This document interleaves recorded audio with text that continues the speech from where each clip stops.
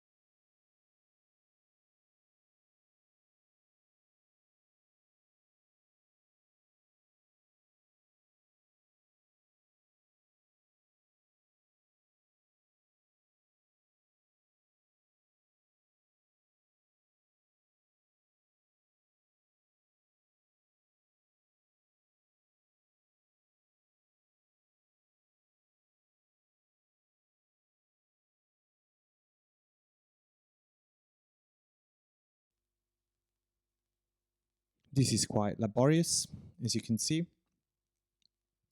It's a very delicate area, and you really need to be careful not to destroy what you previously created for the shape of the eyes.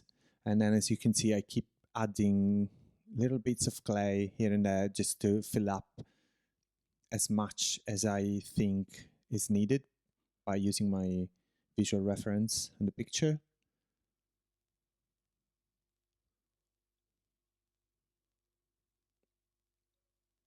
And there's a lot of delicate work in trying to blend it all in.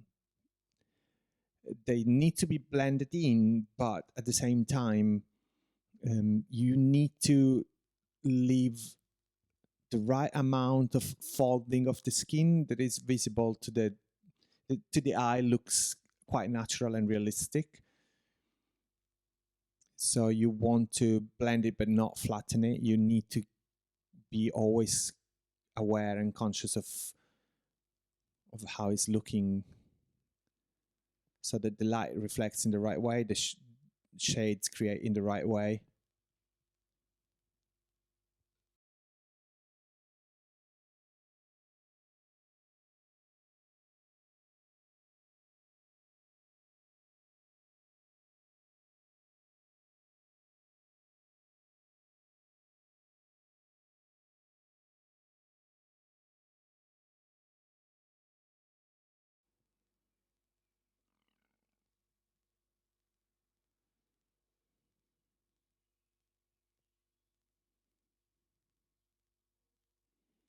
Right now, this is actually making it look like he's got very, very puffy eyes.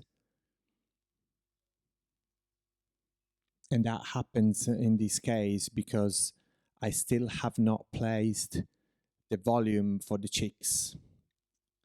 So these little volumes of the eye just sticks out quite a lot. But as soon as the cheeks go on, this is going to change. And that's something that's going to happen a lot whilst you work on something new. You're going to go through phases, you're going to go through moments in which your sculpture is going to look like a monster, or like a very old person, or something actually out of a nightmare or a horror movie.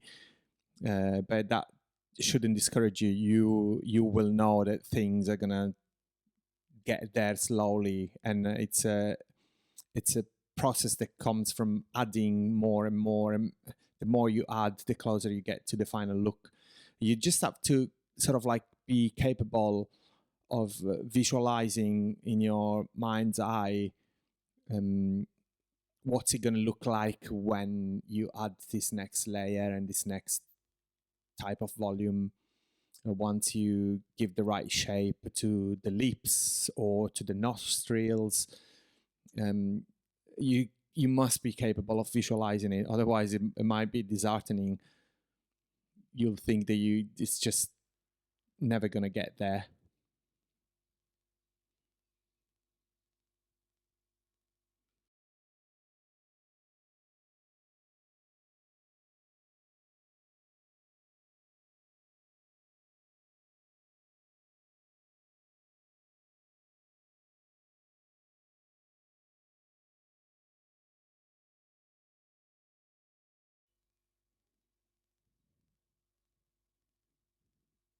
At this stage as well, I'm no longer working on a level on which I'm trying to block positionings of features and not paying too much attention to whether they already look as they should look, as I was doing in the beginning. Now, whatever feature I start working on, I really spend some time on it. I really spend pretty much all the time I need to take it to a level where I feel that is pretty much complete.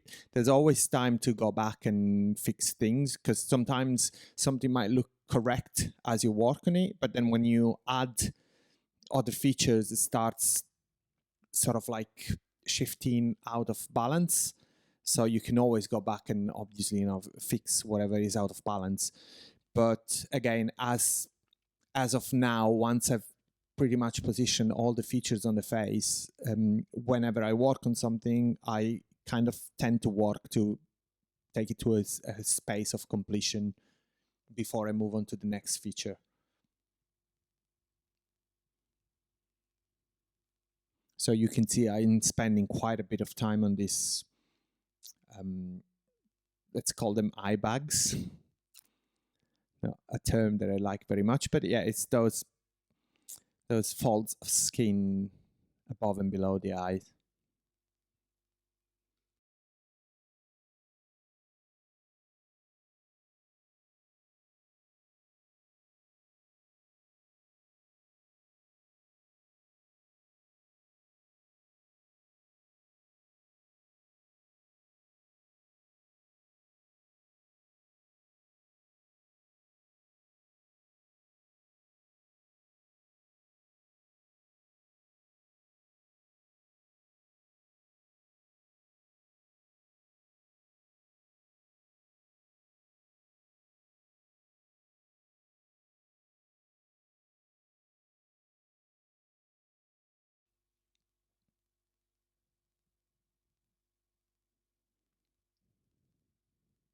Once I feel that the feature on which I'm working starts getting there, well, I turn the head in every direction and look at it from many angles, and then based on the new volumes start to shape other areas such as the jawline, or if I notice that the face might be slightly wide, I start thinning down. And as you can see here, I'm even beginning to shape the skull at the back, even though it's going to have hair. It's always a good thing to shape the head properly, so that even when you put the hair on, the hair is gonna be formed over a skull that's correct, anatomically correct.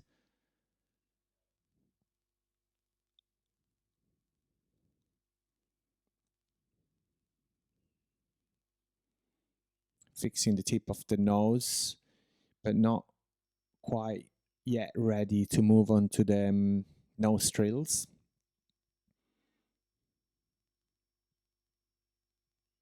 In this case, my next step is gonna inevitably be the cheeks, because without the volume of the cheeks, the face is always gonna be looking weird.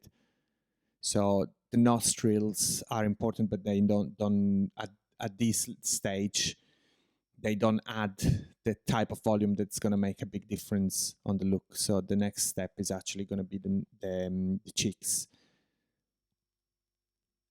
And that's something that I'm going to have to add. I can't carve them out of the current situation because there's not enough clay on the face. As you can see, I'm shaping triangles.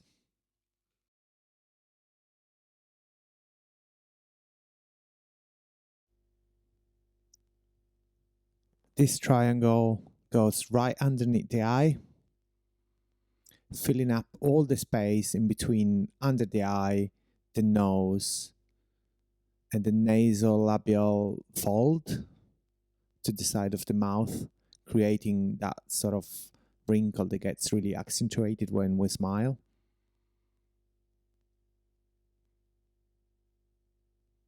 Once I find the right volume, I blend it in from every side, and merging with the nose, it's creating a sort of slope that goes right down from the edge of the nose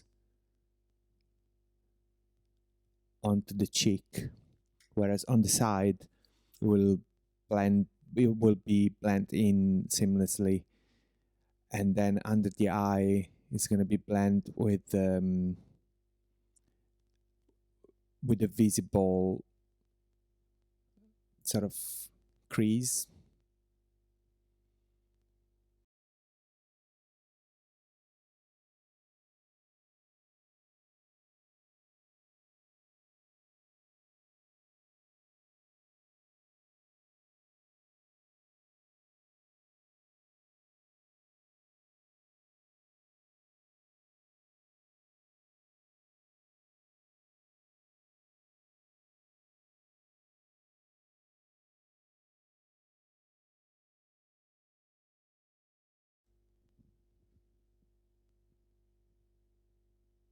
take quite a bit of time doing the blending, very carefully, using my trusty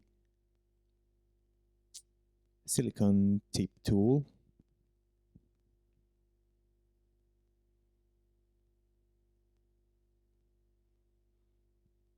Under the eye, what I do is very smooth blending, in the sense that I don't want for the place where the new clay has been added to be visible, but I do want a separation between under the eye and the cheek.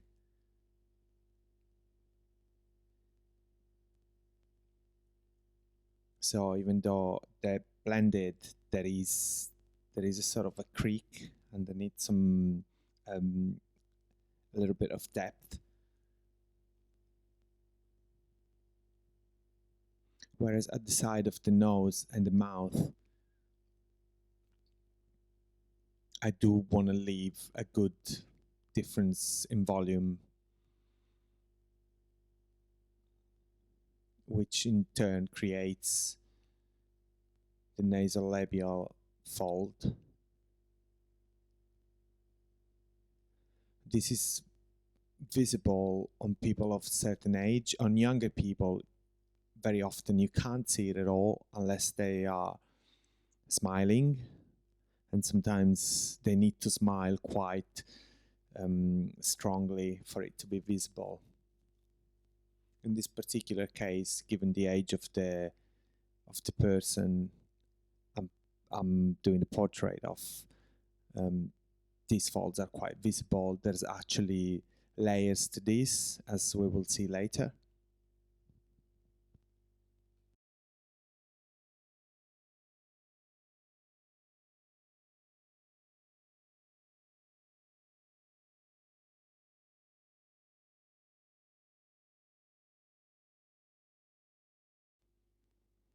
And here I actually take the smaller tip silicone tool,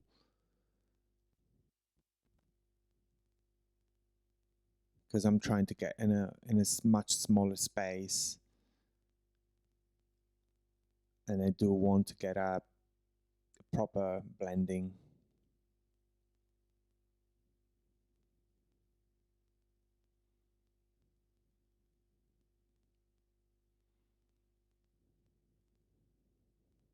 This is just the first side, so this process is going to be repeated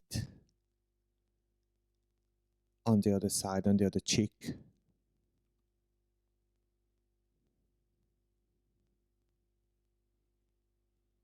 But what I think is, since you're watching it on this side, I'm probably going to speed up the video for the other side. It's only about finding the right symmetry. So once you have done half of the face and you feel that you've achieved a good level of likeness to the picture, then all you have to do is just work on symmetry on the other side. Just repeat and try to maintain a perfect symmetry, even though humans are not perfectly symmetrical. But when it comes to portraits, it is acceptable to work on perfect symmetry.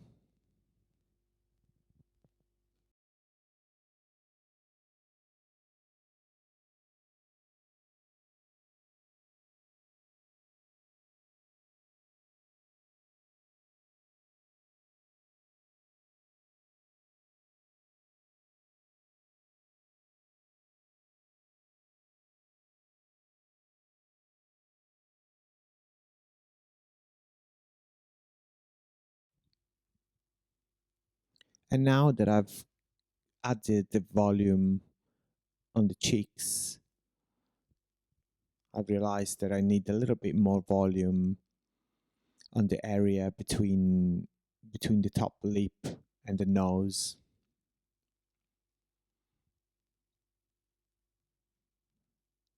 And so yeah, add a bit of clay there, blend it in. and get the area ready for when I start building the nostrils.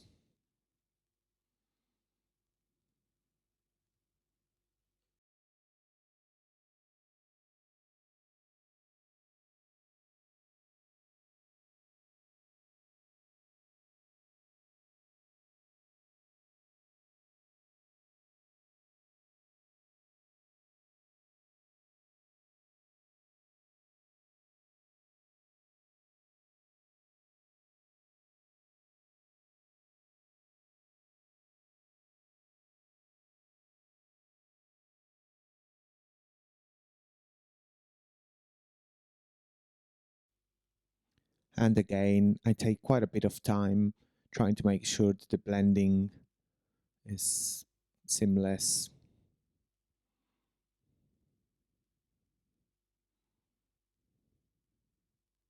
A bit laborious.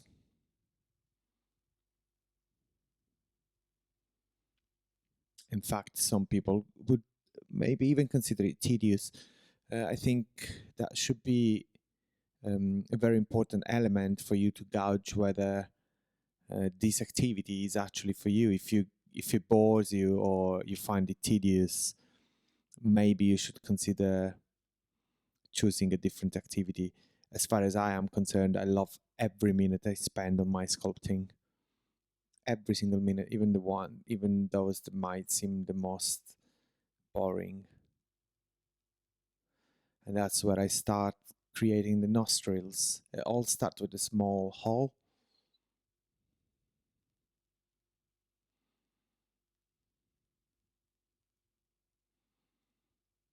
Obviously, one of it on each side of the nose.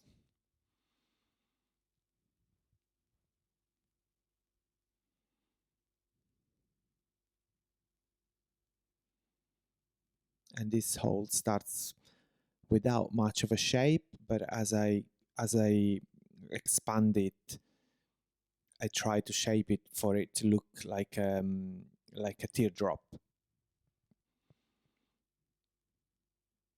As you know, the nostril, um, the holes of the nose are not round holes. They're kind of triangular, but they're really, I guess the best way to define the shape is the teardrop.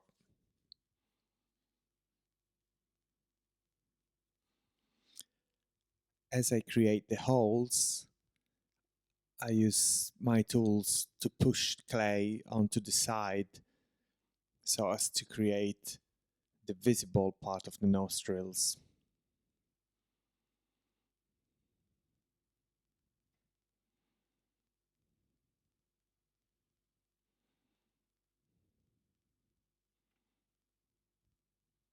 And the shape of the nostrils obviously changes based on the subject. You always need to look at your reference pictures to try and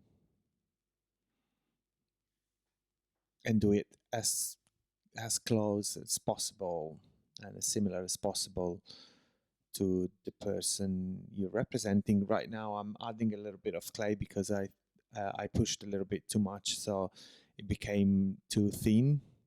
You you must allow for some thickness on the skin of the nostril.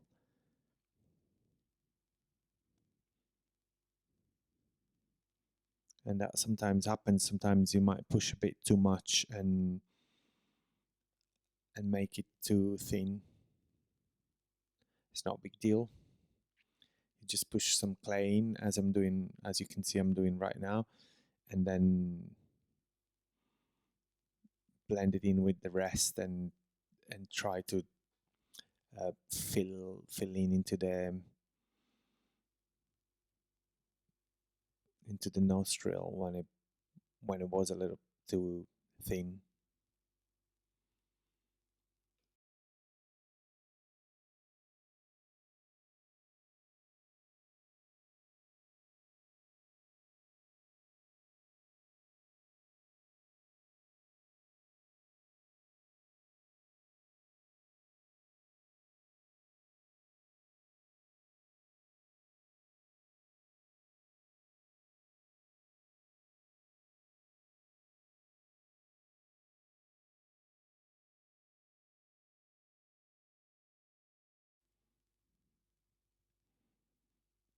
it's very important to look at the nose as far as the nostrils are concerned, from the front, from the side, underneath. You need to make sure that the line that is visible from the side view, from the profile, respects the shape of the subject you're representing, and that can be quite a bit fiddly. Sometimes you're pulling it up and then the shape of the nostril from the front changes. You need to make sure to respect the visual from every side, basically. Once I start adding the nostrils, the shape of the nose sort of changes. So I also are very I'm very mindful and careful to follow up onto the rest of the nose, not just work on the nostrils on their own, as I'm doing right now. Just to make up for changes that happen inevitably by pushing the clay around, in and out and on the side.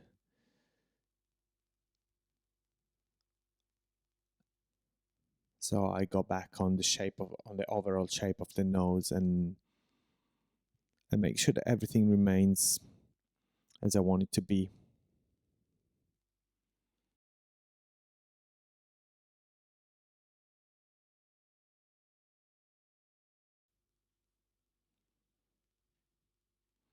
And adding a little bit of clay also on the other nostril, as it also turned out to be a little bit too thin.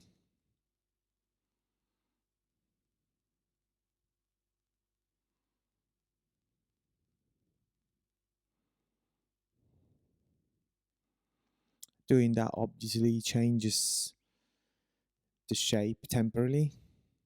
So I go back also on fixing the line from the side.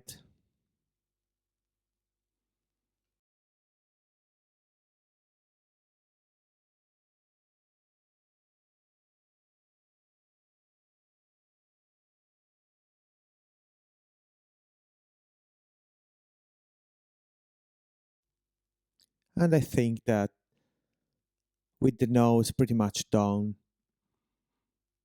we can actually stop this second class and leave the rest of the face for the next class, which is going to be number 3. So please be sure to check out class number 3 for Claudio Coccoluto, because that's where we're gonna finish the whole face. Ciao for now, guys. See you soon. See you in the next class. Bye.